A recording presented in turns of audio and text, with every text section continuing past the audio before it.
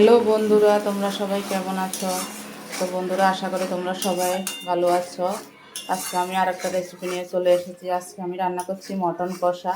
এখানে কাঁচা লঙ্কা, পেঁয়াজ, আদা, রসুন পেস্ট করে আমি কষানো দিয়ে দিছি। একটু বাড়িতে তৈরি করা ধনের গুঁড়ো, জিরের গুঁড়ো দিলাম। একদম কাঁচা লঙ্কা তরকারি। এখানে দই দিয়ে ম্যারিনেট করে আর একটু হলুদ দিয়ে সর্ষের তেল দিয়ে ম্যারিনেট করে রেখে দিয়েছি মাংসগুলোকে।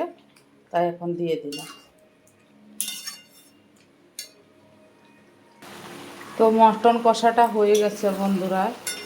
আমি ঢেকে ঢেকে কষিয়েছি, একদম কষা কষা কাঁচা লঙ্কা দিয়ে করেছি। এখন সানরাইজ গরম মশলার গুঁড়ো একটু দিয়ে দেব। দিয়ে আমি গরম গরম ভাতে এখন সফট করব।